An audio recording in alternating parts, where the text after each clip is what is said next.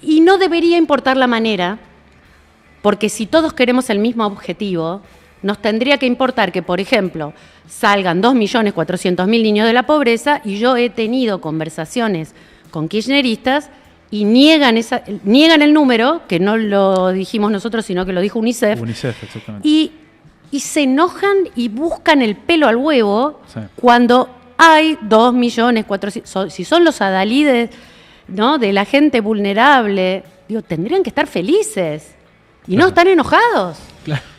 Ahí mencionaste... No, están enojados porque sí, resolvería un montón de problemas. Ellos lo que los aterra es que los problemas se resuelvan. Ellos no quieren que los problemas se resuelvan, no quieren que baje la inflación, no quieren que se cree empleo, no quieren que la Argentina sea rica y que sea próspera y que la población tenga posibilidades de ascender en la vida. Si no, no se opondrían al RIGI, no se opondrían a la inversión privada, no se opondrían a todos los programas de desarrollo. Porque esa es la razón de su existencia. Sí. O sea, si vos utilizás a los vulnerables para estar, los necesitas vulnerables y los necesitas pobres. O para sea, que sean tus esclavos, de alguna manera, ¿no? Sí, sí, claro que sí. A cambio del plan, a cambio del subsidio, a cambio de una dádiva. Bueno, eso pasó con los gerentes de la pobreza. Bueno, eso te quería preguntar. Para mí, una de las mayores genialidades de este gobierno, y te felicito por eso, creo que han venido de tu mano, que es con el tema de la eliminación de los intermediarios de los que recibían ayuda social, ¿no? ¿Cómo se te ocurrió eso? ¿Eso ya estaba pensado con antelación, con este gabinete en las sombras que me contaste? ¿Cómo surgió eso? Sí, la verdad que era bastante difícil cuando nosotros estábamos trabajando en el gabinete en las sombras, sí, que gente se quisiera adherir, ¿no?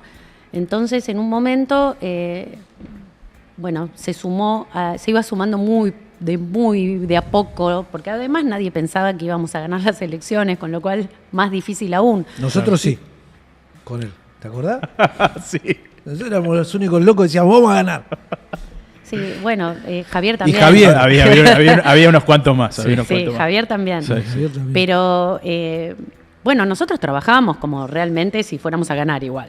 Claro, exacto. Motivados o no, por el resultado igual trabajábamos motivados por el laburo, porque la verdad que era el sueño de cambiar la Argentina, ¿no? Y bueno, y empecé a trabajar con gente del palo, sí, de los temas sociales, y cuando venían y me decían, mira, esto no se puede desarmar, yo decía, no, tiene que haber una manera, no puede ser que sea así. Y entonces ellos explicándome todo el proceso, yo me di cuenta que había un lugar en donde había una relación tóxica. A ver. Claro. ¿Cómo es eso? Es así. La gente cobraba el plan. Sí.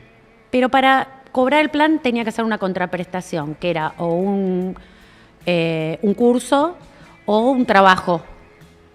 Entonces, después tenía que ir a rendir eso en un centro de referencia. Sí. Cuando iba ahí, era donde los amenazaban y le decían, bueno, si vos no vas a la marcha, yo te saco el plan.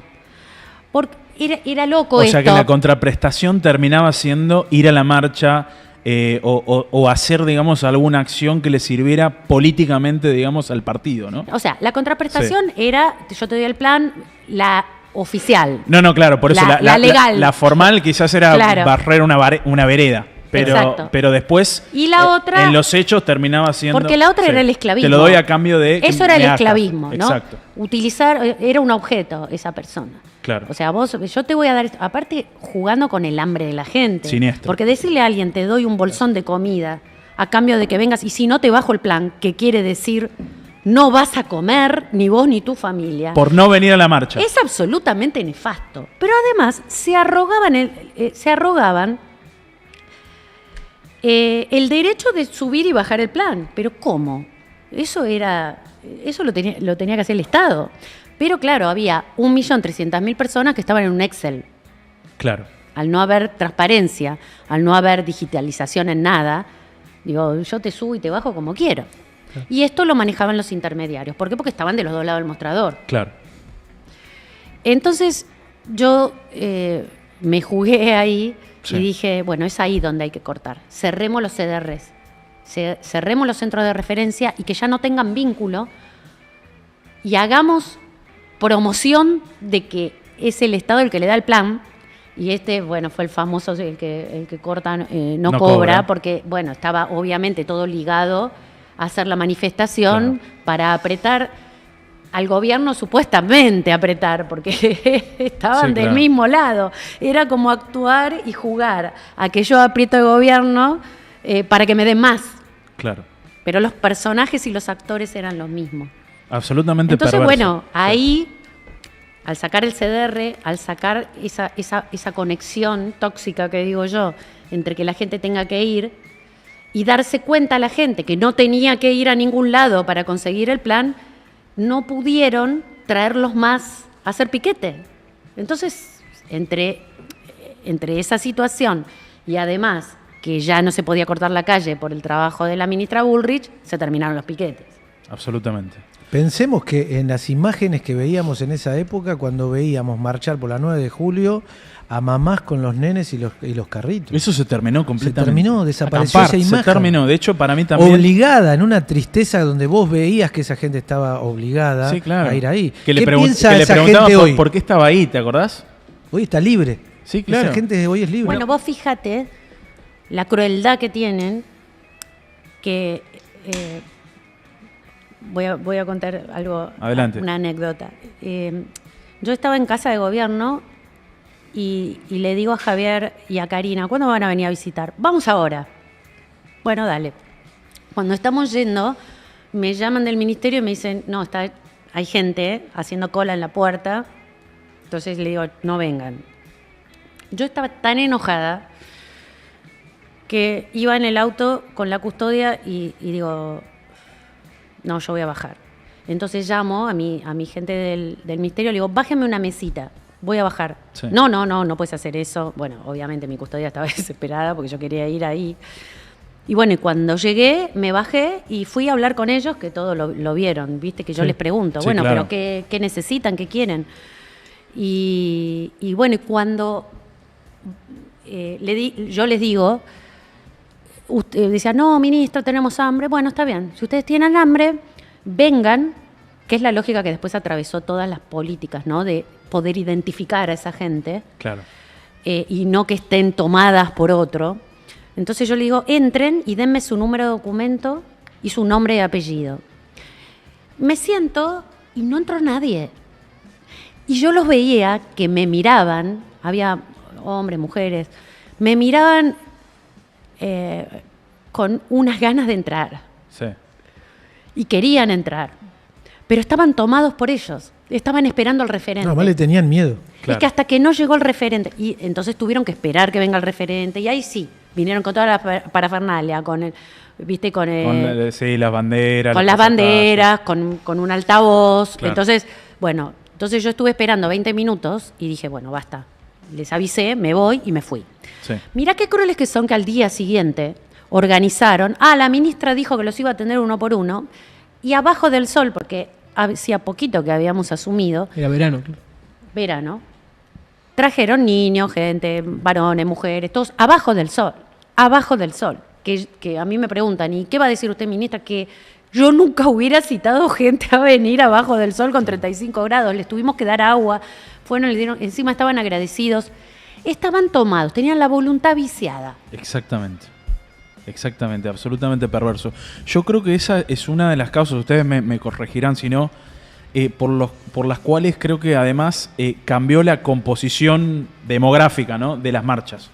Que vos hoy en día, la marcha de jubilado, no hay un jubilado. Claro, son todas políticas. Son todos la de hoy, ¿viste? Chabones de 25, de 30 años, que encima con antecedentes penales, militantes viejos, digamos, de partidos conocidos, jubilados del PC. Y perdón, y acá de nuevo, por eso va toda mi admiración, digamos, con esta política, que creo que es lo que verdaderamente hizo que no tuviéramos una explosión de hambre genuina, digamos, en las calles. Y creo que eso es lo que le dio en gran parte gobernabilidad, digamos, justamente, digamos, al gobierno del presidente Milei hasta acá. y yo por eso te felicito. Gracias. Y hay como un doble efecto, además. Sí. Porque vos fijate que, o sea, por un lado, le llega más al bolsillo de la persona que se tiene que beneficiar de esa ayuda. Perdón, y te hago un paréntesis ahí, otro, que es lo que además el presidente Milei siempre sostuvo, digamos, durante la campaña, inclusive antes de ser presidente, con la ley de la ética de la emergencia de Ayn Rand, ¿te acordás? Claro, sí. Que básicamente vos no podés dejar morir a la gente que es víctima de un sistema perverso socialista, digamos, como el que gobernó la Argentina durante tantos años. Totalmente. Y además, vos fíjate ese doble efecto. O sea, por un lado le llega más al bolsillo de la gente y por otro lado se desarmaron las cajas políticas, porque eran cajas políticas, porque finalmente se usaban políticamente y eso se ve en las manifestaciones. Por supuesto que no es el objetivo final deseable, ¿no? Yo creo que nadie quiere, digamos, que la gente tenga que vivir eternamente de un plan. Claro, nadie no. Ellos sí. Por eso yo te quería. Por eso absolutamente. Eso es a lo que iba. Entonces, hoy le llega. Me domó. Sí. hoy le llega más al bolsillo de la gente, del beneficiario, y además se desarmó la caja política. Ahora, mi pregunta es: ¿cómo ves eso, digamos, a futuro? O sea, ¿cómo se sostiene eso a futuro o no se sostiene, digamos, ese modelo? ¿Cuál es el horizonte respecto a esa ayuda social que hoy sí recibe en la totalidad, sin el intermediario, el beneficiario? Bueno, el horizonte tiene que ver con la planificación de lo que significa capital humano. Capital humano lo que pretende es, a través de la familia, el acompañamiento desde la panza de la mamá de un ser humano hasta que se jubila. Entonces, nosotros, al planificar, teníamos que elegir por dónde empezar. ¿Y por dónde se empieza? Para cortar esta lógica perversa. Por los niños. ¿Por qué? Porque la franja etaria más pobre es la de los niños y adolescentes. 70% de pobreza nos dejaron los que les importan, los más vulnerables y los pobres, nos dejaron 70% de pobreza. Entonces, nosotros dijimos, mientras baja la inflación, por eso el presidente decía la billetera abierta, y por eso lo han operado también al presidente diciéndole, bueno, pero vos sos libertario, pero ¿cómo puede ser que hagas política social? Sí, a ver, al contrario de lo que dicen, el presidente es una persona hipersensible que no solo piensa en la economía, sino que pensó en un ministerio humano. Tal cual. Que lo que pretenda es que alcance dignidad a la persona. Al fin de ese camino es la dignidad humana lo que persigue. Entonces, empieza por dónde. ¿Puede un niño...? A ver, igualdad no existe. La igualdad no existe. Nacemos todos en distintos lugares, somos individuos, somos diferentes. Lo que podemos hacer es darle oportunidades parecidas. ¿En qué sentido? En que cuando vos nacés necesitas desarrollarte cognitivamente a través del alimento, de la nutrición correcta, para que cuando ingresás en la segunda fase, que es el sistema educativo, vos puedas aprender con las mismas condiciones que otro. Entonces, esa es la segunda etapa. Una cuestión biológica. Claro. Por supuesto que salud tiene que ver, pero bueno, por otro tipo de cuestiones quedó fuera del ministerio, pero yo trabajo con el Ministerio de Salud todo el tiempo, ¿no? Sí. Y después, por lógica, porque eso decanta con una buena educación, que no quiere decir una educación universitaria, que quiere decir poder valerse por uno mismo, que ahí tengo después un plan un plan nuevo de estas cosas que se me ocurren. Que por ahí termina salvando el país. De allí vas a un trabajo de calidad. Y del trabajo de calidad, bueno, vas a obtener una buena jubilación, tal vez propia, tal vez el sistema de reparto, veremos si se pueden hacer algunos cambios, para poder vivir la vida con dignidad. Y entonces eso haría que haya inversión en la economía, y la economía genera crecimiento y riqueza para volver a invertir en capital humano. Es un círculo virtuoso. Totalmente. Eso es lo que creó el presidente. Y eso es lo que vamos a hacer etapa por etapa. Okay. Entonces, los próximos planes de capital humano tienen que ver con eso, fortificar el área educativa, tienen que ver con la formación laboral para oficios, porque la gente necesita una salida laboral inmediata. Y en el mundo, un plomero a veces gana más que un universitario. Así que bueno, vamos a hacer certificaciones. Esto es lo que quería contar. Vamos a hacer un proyecto. Hay un lugar que se llama Garrigós, Sí. que tiene como 6 hectáreas, y las vamos a transformar en un centro de formación laboral, de oficios. Y algunas otras cuestiones, ¿no? Que mi sueño es que haya área tecnológica, que las empresas inviertan como una feria, Claro, Sí, claro. y que cada uno pague su espacio. O sea, es un proyecto estatal-privado que quiero hacer, y ya hay mucho entusiasmo, y yo creo que lo vamos a poder hacer rápidamente. ¿Tenés fecha aproximada o es todavía Depende no? de la gente amable que colabore, pero ya estamos trabajando, o sea, digo, ya tengo el render, todo, porque Ah, ya a mí se estás me ocurre organizado. algo y a los 3 días ya lo quiero. Pero creo que sí, que va a salir muy pronto. Bueno, ojalá que así sea. Te quería hacer... Perdóname. Sí. Y los centros de familia. A ver. Los centros de familia son la base, digamos. Mi lógica tiene que ver con la familia. Todas las políticas de capital humano las atraviesa para mí la familia. Esto ya lo dije una vez y lo malinterpretan como siempre, que el Estado no puede cubrir una función que es privativa de la familia, y que los niños, lo dice el padre Sarazaga, no lo digo yo solamente porque he estado hablando varias veces con él, los niños tienen que ser cuidados por sus papás. Y por supuesto que hay casos excepcionales y que ahí el Estado actúa de manera subsidiaria, Claro. como actúa con la justicia y judicializa a un niño cuando es abusado, obviamente. Pero después mi pretensión y la pretensión de todos nosotros es que un niño coma en la mesa con su familia. Claro. Por supuesto. Entonces, los centros de familias son reconstituir estos centros de primera infancia que solo dan comida y dar mucho más que eso. Te estás muriendo. Sí, ¿Está bien? Un médico por acá. Estamos.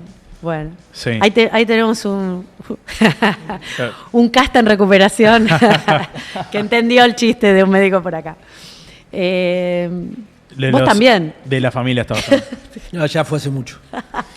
Eh, Vamos los centros de familia, ahí interrumpí yo. Vamos con los centros de familia. Sí.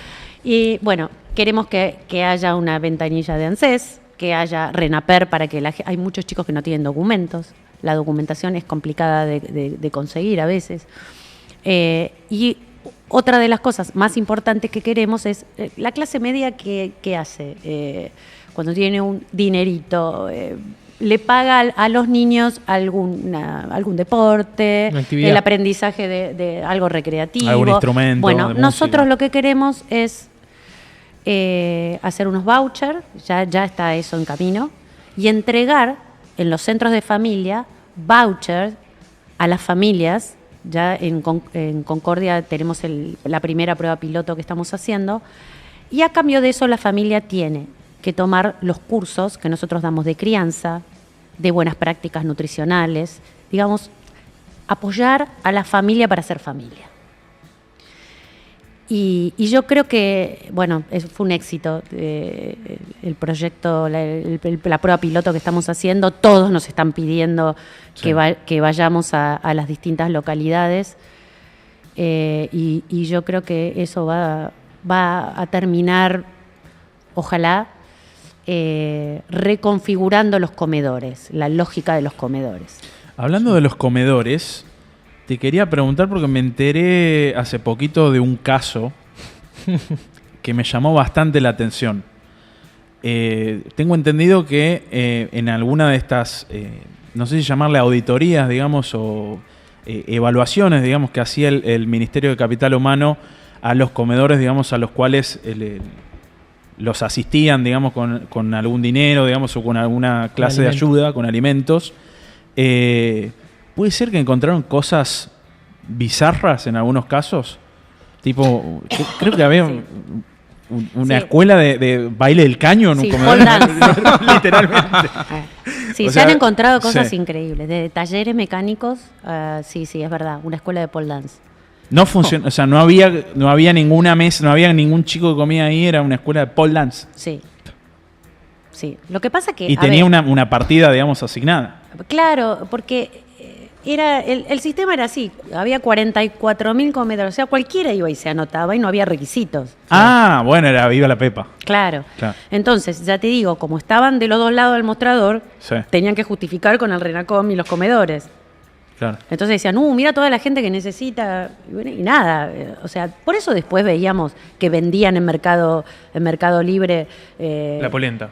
Exactamente, los bolsones, bueno, esto me han contado, y no voy a decir quién, alguien que fue medio protagonista, que han comprado a los piqueteros los bolsones de comida intendentes, porque les salía más barato que comprar ellos. ¿Cómo? Claro, venían los piqueteros con los bolsones de comida y el intendente se los compraba a bajo precio, le daba unos más. No es serio. Sí. No. Bueno, esas son prácticas que se veían en los regímenes socialistas. ¿Qué? Claro, en los regímenes socialistas el que recibía... Cambiaron los vouchers de comida. Claro, él venía, tenían las tarjetitas y entonces había como un mercado, el mercado siempre se impone, como un mercado secundario... De voucher, ¿no? De los vouchers y de las mercancías. Entonces aquella que era muy valorada se vendía por atrás. Entonces, manteca no hay. Claro. En Polonia, ¿viste? Decían, manteca no hay. La conseguías atrás, a otro precio. A otro precio. Increíble. O sea, esas son típicas prácticas son las del control social. De generaciones de los malos incentivos que da el sistema al final, ¿no? Sí. Que te da el socialismo. Que te da el socialismo, por eso te digo. Y pensemos también que lo que habían montado es una enorme estructura de clientelar. O sea, donde vos...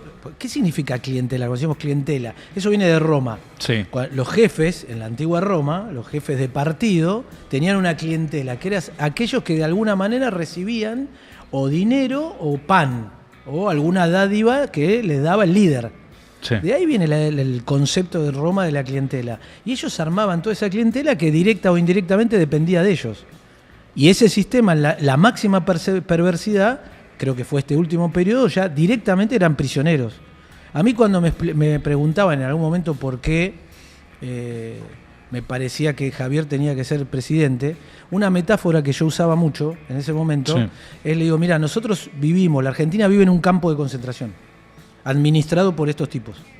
Y el único que propone que tiremos la valla es Javier. Todos los demás proponen algún tipo de negociación con los guardias. Y yo quiero tirar la valla. Sí, está bárbaro eso. Así convencí varios. Muchachos, pueden hacer preguntas. Esto es la mesa de amigos de siempre, que es la misa. Le quería Solo preguntar, que tenemos una ministra de la Nación. Gran invitada. No, porque habló mucho de la importancia. Y el profe, como siempre. De la importancia de la familia, ¿no? Y en base a eso, de las primeras infancias, lo que se conoce como primeras infancias, que como, Dan sabrá más que nadie, todo lo que es genética, la importancia de los desarrollos de los chicos a esas edades. ¿Qué tipo, para capaz los que no saben, de políticas se están llevando a cabo de acompañamiento hacia justamente los chicos de, 0 a 6 años, 8 años? Bueno, nosotros tenemos el plan 1000 días, sí, que lo hemos aumentado 1400%, porque era una miseria lo que daban, que protege justamente al bebé, claro, desde la concepción hasta 1000 días, ¿no? Hasta los 3 años de edad, porque consideramos que esa es la etapa más importante. Además de la UH, que también la hemos aumentado, y la tarjeta alimentar el 137%. Por eso, en el área de la nutrición, también los comedores escolares, nosotros hemos hecho una inversión muchísimo mayor. Es bueno aclarar que en los comedores escolares, obviamente, como la educación no está delegada en la nación, corresponde a la provincia, y ellos, las provincias, tienen que hacerse cargo de un 80% del dinero que se debe invertir en ese comedor, y la nación un 20%. Sí. Nosotros siempre cumplimos, para mí es imposible no cumplir eso, pero la verdad que a veces hemos tenido que retener hasta que ellos no pongan su parte, porque quedan con ese 20% y después les dan una comida espantosa. Entonces, culpa de la nación. Le tenemos que decir a la gente de las provincias que reclamen. Yo creo que hay que hacer una batalla cultural para que se entienda lo que le corresponde a nación, lo que le corresponde a provincia y lo que le corresponde a los municipios. No por maldad ni por política, lo digo por beneficio de los ciudadanos. Sí. Tienen que saber los ciudadanos los derechos que tienen, los derechos reales que tienen. No es cuestión de ir a buscar derechos, ya tienen tenemos un montón de derechos. Lo único que necesitamos es que los cumplan los que nos tienen que dar lo que nos tienen que dar. En este caso, las provincias y sobre todo con los niños. O sea, hay gente que no tiene que no sabe lo que es la palabra ética, ¿no? Ni moral. No, absolutamente. Una pregunta sobre esto que decís. En algún momento porque ahora lo que se ve es esto que nosotros acá seguimos bastante, que los indicadores de pobreza, digamos, según cómo se hayan medido, en diciembre del 2023 estaban entre el 52 y 58%, más o menos. 57% llegó en enero del 24, según la estimación de Rosada. Claro, 57%. Y hoy la pobreza está, según lo que... 31.6. Claro, 31,6. En algún momento, con ese descenso del nivel de pobreza, ¿comienza también un descenso de la cantidad de planes sociales? O sea, ¿hay como una proyección o algún tipo de requisito que una persona cuando sale de la pobreza, porque consigue trabajo, se bajan impuestos, se hace más competitiva la economía y demás, se reduce la cantidad de planes sociales? A ver, la AUH, que es un derecho adquirido, no es lo mismo que un plan social como el plan Potenciar Trabajo. Okay. El plan Potenciar Trabajo nosotros apenas asumimos, lo cambiamos, ¿no? Lo dividimos en dos planes distintos. El PAS, que es el plan de acompañamiento social, que es, por ejemplo, para darte un ejemplo, mamás de 5 hijos que no tienen posibilidad de trabajo. Sí. Ahí hay 230.000 personas, 250.000 personas. Y después está el Potenciar Trabajo, que se llama Volver al Trabajo. Le cambiamos el nombre porque la verdad que la idea es volver al trabajo. Que ese plan tenía el incentivo incorrecto, porque si vos tenías el plan, no podías ingresar en el mercado formal, porque te lo quitaban. Con lo cual desincentivaba a la gente a buscar trabajo formal, claro, porque te quitaban el plan y la gente tenía miedo. Claro. ¿No? Entonces, lo primero que hicimos es quitarle ese incentivo incorrecto y dejar que hasta 2 años lo puedan sostener. Además, además de tenerlo hasta 2 años, podían seguir sosteniendo el plan aunque consiguieran trabajo. Claro. Y además se congeló, Claro. con un monto congelado, con lo cual en algún momento eso termina. Y por supuesto que hay unos algoritmos matemáticos. Matemáticos que tienen que ver con 3 sueldos. Digo, una persona que gana 10 millones obviamente no va a tener la UH. Los requisitos van haciendo que la gente salga, ¿no? Del plan eterno, ¿no? Y del subsidio eterno. Del subsidio eterno. Sí. Okay. Eso está muy bien. Una pregunta. Sí. Quería consultarte sobre esto que se habló un montón.